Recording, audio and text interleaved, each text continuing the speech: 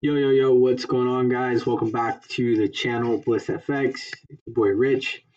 And as I said, I was going to switch up the schedule a little bit. And today is Wednesday, September 2nd. And we are going to do a few breakdowns of a few trades that actually occurred this week. There's actually a live trade running right now on EURUSD. I'll get into that in just a little bit, but I'm going to backtrack a little bit the week. So I was looking at my back testing chart, and I was like, wow, I was like, this is actually really clean. And really, that's well, not that part, but um, exactly. In other time frames where there was a lot less work done. But as you guys can see, there's a lot of work always involved with the chart. So let's go ahead and kind of clean that up just a little bit. I'm gonna leave the main levels on there simply because a lot of them are still valid. A lot of them are still playing out, and it's very interesting how, as you draw things, they begin to reoccur again in the market. Looking back at this chart, I haven't really worked on this chart. I've been working on another chart. So, really, as you guys can see, this 4 hour support, this is something I drew, I think, almost like 2 weeks ago or about a week ago, and it's still acting as a level of support in the market. As you guys can see, market is acting very indecisive as far as where it actually is right now, right? It's really working as a level of support. It was already tested once. So is this the second test or is it the break, right? We don't know what's going to happen. So that's what we're coming down to. But I want to go over a sell. Actually, I'm going to go over this buy that I took earlier in the week. I think it was probably on Monday. We'll figure it out right now exactly, but it was when the market was still way up there. And one like autofills don't work. 6-1. Okay, yeah, so that was way up there, and I forget exactly which date it was, but I know it was on the first. So it had to be somewhere here. All I know is that I got stopped out. 856, 856, 856, 853, 858. That's good enough. Okay, and let me just double check one thing. 9661. My stop loss was 0.955, 0.9. Is that the stop loss? Is that price closed?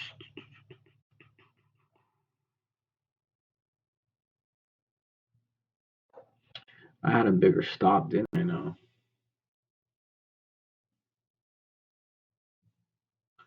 Yeah, I had a pretty big stop. I probably had this trade running a lot higher than what it was versus the actual close. But zooming in here,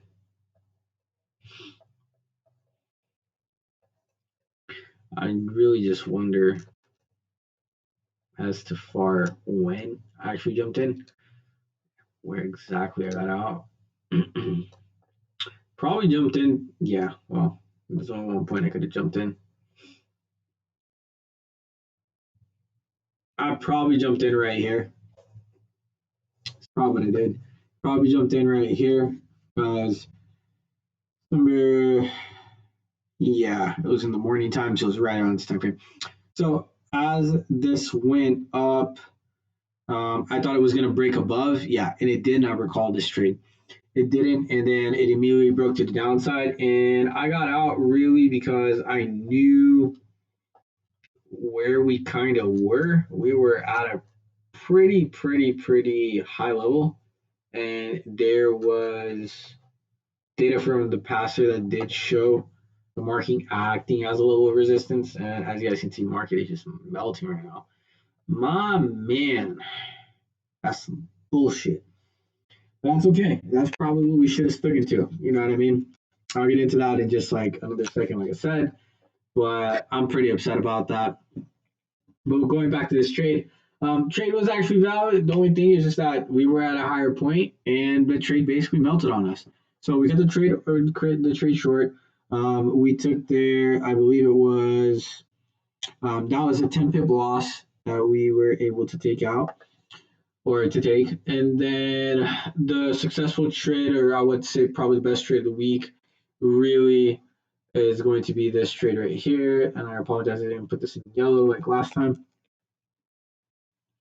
Which it wasn't too far off of um, where market was. And 7, I believe it wasn't. Oh, it wasn't here, was it? No. Oh, yeah, it was in the 500s. 9. 1 second. Yeah, okay. Yeah, that's where it was. And then let me mark this on that yellow like I usually do. And we'll just call it our entry. Okay, so we got our entry right there. Well, this was actually a pretty secure trade. We already knew that the market had melted, and basically, I was just looking for somewhere to enter in the market, and I was just really waiting for a pullback, and that's exactly what happened. I didn't really measure it too much to give me that extra bit, but all I knew is that there was a retest of this particular zone right here, which you have seen it on the 30-minute time frame, which is your entry time frame. So I really got in just right there. Um, right literally at this kind of like wick or next candle, you want to say. So waited for this to happen, got in till this engulf. I had my stops right above here, and I wrote it down for quite some time. It's quite some time. This trade. This trade was actually really nice. I wrote it down to, yeah, basically about, it was, I secured about 40 or 45 pips on this trade. Obviously, market kept on going, so we could have held the trade actually a lot longer if we wanted to, and that's probably one thing that you got to kind of trade it off, whether you're securing the profit or are you going to go with the market, right? It's really one of those things. So because you never know what the market is going to do next, a lot of times you're better off just securing the profit. But this is something that definitely could have been held, and monitored, and you would have been fine. You would have seen basically no drawdown, right? So that was probably the best trade of the week so far. We took 2 orders there, so we really got a lot of pips out of it, and that was really nice. And now I'm gonna jump into the current market, and as you can see, market is a little bit different, but I did take a trade similar to this one that's running, and right now is really not going into our favor, but I'm going to hold it on. The reason I'm going to hold it on is to exactly not do what I did on the last one. So I got in at 3-2-1, and I got in literally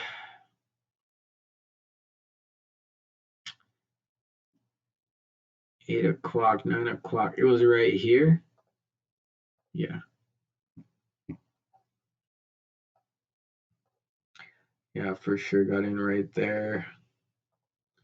So got in right here early in the morning. One major issue that happened actually was I didn't wake up on the time frame that I wanted to. I typically wake up around this time frame right here, and I could have definitely caught this wave down, and I would have been a lot better and a lot heck of a trade versus trying to trade the reversal, which is a lot harder. It takes a lot more skill. It takes a lot more balls, and honestly, like you really gotta monitor it in a different way than versus monitoring basically the overall trend of it going down, which is a lot easier. That's why in a lot of cases you always want to trade along with the market and not against the market, right?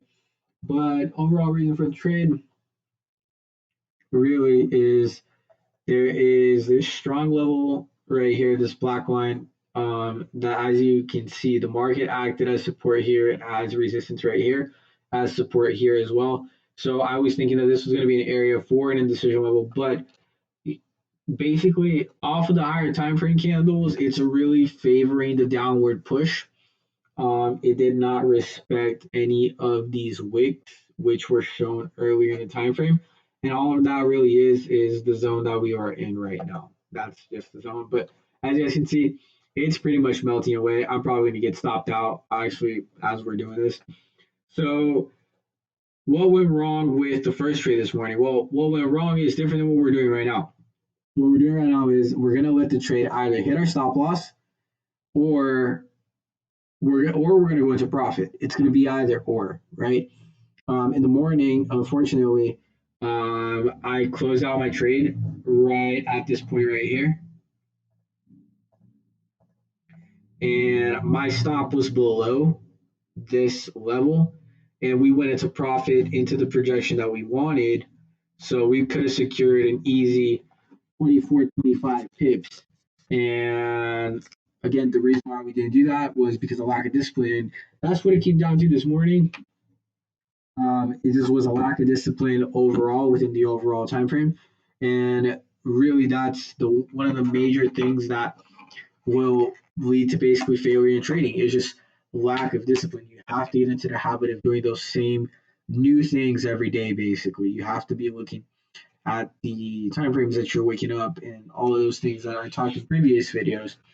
But basically, that's the biggest key to all of this. And trading the charts is just basically second nature at this point to me, I believe, because I've been doing this again for quite some time. But overall, next time, right? Next time, or the current time that we're in right now, I don't know what the end result's going to be off this trade. We could go into profit, we could not go into profit. It's just really going to depend. But the biggest giveaway to not stay too long in this trade is that it didn't break this level right here, this bar. That was basically a retest of this area of support, which then became resistance. So if we would have seen a high that would have passed these two highs right here, really that would have shown a lot more bullish momentum. And as you guys can see, the market's pretty much melting away now to the downside. Bears are starting to try to get a lot more force. Still this last little level, but at this point, I really don't think that the market is going to react, just given the candlestick patterns on the higher time frames versus also the lower time frames. They're really starting to talk to each other. It's always very important to always keep track of what's going on both time frames. And that was pretty much it. This is a little bit of jumping the gun too early, and a little bit of lack of discipline that happened on my end. Versus like for example that other trade that we took earlier this week where hey we waited for the retest, we didn't really jump in way too quick, and it was a lot more of a safer trade, and not just a safer trade, it was a lot more successful and a lot more meaningful trade. Just overall, the trade itself was a fantastic trade. So I'm just going to do a little bit of work right now before I get ready for tomorrow, but kind of do a little bit of a pre-market for myself and just make sure I got my levels down pretty much down pat. Make sure I'm paying attention while the market is in that range to see exactly what is going to happen. Again, it doesn't mean that you can't take a counter trend. I knew the whole time that I was counter trending. I didn't want to see the trade for too long. Unfortunately, got caught up with my lack of discipline, and that sometimes involves a little bit of emotions, and that can be frustrating. But hey, that's part of the process. One of the biggest things that has been keeping us alive is with this little $100 account, which I shot it to 50, then brought it up to 120, and now we're basically at the $100 mark with the account. With this current trade, depending on how we're going to sit, we could get into the 80s or we could get back into like the 120s. Doesn't really matter. But the one thing that keeps the account alive is basically risk management, and this is really what I am trying to overall just master, because getting into that cycle of blown accounts can be really, really tarnishing. I talked about that before. I will talk about that again on Friday, but that's pretty much the main lesson. I want to say probably for the month of September or these last 2 weeks, last week of August and current week of September. But anyways, guys, please drop a like, subscribe. I appreciate you guys' support. Wait for more videos. Psychology Friday coming up this week. And also we have our pre-market analysis on Sunday. All right, guys. I will see you guys on the next one. Peace out.